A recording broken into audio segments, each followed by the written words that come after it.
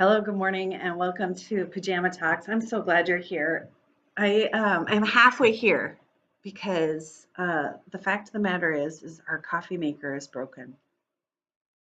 What? This week I've been dealing with like broken things, like things just breaking, and so I'm just gonna let it go. I got myself a cup of tea. It's not the same thing as coffee. I'm gonna tell you right now. So I'm doing my pajama talk a little later because I need a little more time to wake up. Today we're going to talk about kind of like, I want to step our way into talking about self-compassion. Self-compassion is a topic that is near and dear to my heart because, well, frankly, it kind of really helped me in a time that I needed it. Discovering it really, really helped me in a time that I needed it. And so first I want to say, if you're interested at all in the idea of self-compassion, because it's about reframing pretty much everything in how you've been taught and how you look at yourself. I highly recommend the work. She's made her life work of it. Uh, the writer and speaker and teacher named Kristen Neff. I read a book of hers called Self-Compassion, and it was given to me by a friend serendipitously about, I guess, 8 years ago. And it really started me down a different path of how I do my work, how I talk to myself, how I talk to others. You know, it's incredibly powerful way of being in the world because it's kind of contrary and revolutionary to everything we've been taught. So I wanted to talk about it today because I think it's important. It's an important component to being a human on the earth is being compassionate towards oneself. I'm definitely want to be very clear that this is not my judge and just come up with this stuff. This is taught by Kristen Neff, and this is her work. So the first thing I wanted to talk about was the fact that Kristen says that self-compassion is composed of, it has three components. It's made up of three components. And the first component is self-kindness. And on the surface, I think that when you say self-kindness, it's like, oh, well, yes, self-kindness, no problem. I can be nice to myself. But think about that really, really take a minute and think about that. Because how often are we and choose to be and consciously are we kind towards ourselves? And add in when you are in pain or when you're dealing with a shortcoming of yours or when you've done something wrong or made a mistake. All of a sudden, generally speaking, the large majority of people are going to not be so kind towards themselves in those loaded situations. They're going to start to, I'm so dumb, they're going to hurt themselves with criticism. In yoga, we would say that this would be a time to practice ahimsa or nonviolence toward yourself. So the first component of self-compassion is self-kindness. And the second component of self-compassion is a common humanity. It's recognizing that in that moment when you've made a mistake, instead of entering into what most of us do, which is a shame spiral, where you're like, oh my God, I made a mistake, and all of a sudden you're spiraling around this shame spiral, is to stop and take a minute that there's common humanity. Number two, common humanity. That self-compassion involves recognizing that suffering and personal failure and making mistakes is simply part of our shared experience. You're not alone.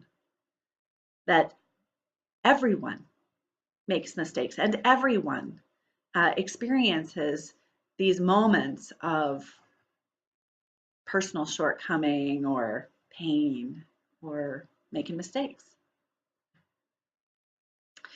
And the third thing that is a main component of self-compassion is what Kristen Neff calls mindfulness.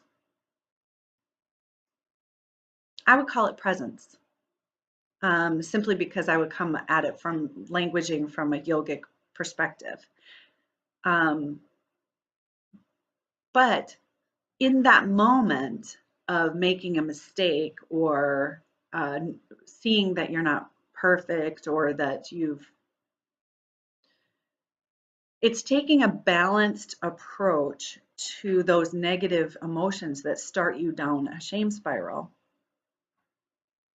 so that you can step back from it and not suppress your emotions. You don't want to to say, oh, that's not happening, because it's very real. You're feeling um, pain and you're feeling like I've made a mistake.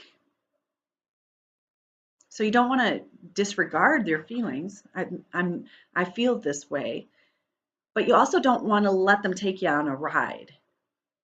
And so what Kristen Neff says is, if you can be mindful of the moment, that these, you can observe this without getting hooked onto the emotions and let them take you for a ride. So uh, in order to be, you have to be present. In order to be awake and aware enough to see that, oh, here we go, you have to be present. And instead of it just taking you for a ride, you have to, oh, look, I am having this feeling and here we go. How am I going to proceed with this feeling? So those are the three components: self-kindness, common humanity, and mindfulness. So I'm going to offer a practice. We're going to talk more about this next week, but I'm going to offer a practice that in knowing those three things may be helpful to you. So let's say you have made a mistake. Here we go. You've said something that maybe offended someone. You made a mistake. Let's just leave it at that. The first thing is recognize that you're suffering and name it. I am sad. I am stressed. I made a mistake. This is hard. I feel terrible. This is hard. The second thing is say, I'm not alone. Other people make mistakes. Other people contend with this. I am not alone. Others feel like this. This is a common human shared experience. You're not alone. And then the third thing is, what can I do in this moment? What do I need in this moment to show loving kindness toward myself? So instead of going down oh, I suck, I'm terrible, I wish I'd never done that, what can you do in that moment to give yourself some kindness, some loving kindness? What do I need in this moment to give myself some loving kindness? Some ideas. Well, everybody's different. Everybody's needs are different in the moment. But let's say, I'll give you an example. It just happened to me today. I inadvertently deleted a bunch of stuff off of a newsletter that I was working on. My first knee-jerk reaction to it, oh my God, I'm so dumb. You're so dumb. Why do you do this? Slow down. Yeah, right. So I'm already started down the road. So I had to back up and I had to be like, whoa, everybody makes mistakes. I'm not alone. Everybody makes mistakes. And slow down. You have time. Don't rush and fix it. And it's okay. You're okay. The world didn't explode because you made a mistake. You're okay. It's okay. So that, my friends, is what I'm going to leave you with today. I'm going to leave you with the three components of self-compassion, and I'm going to leave you with a practice for you to play with. So let me know how it goes for you. We're going to talk a little more about self-compassion, give you some more practices that may be helpful down the road. But that's it for this week. Have a great day. Talk to you later. See ya.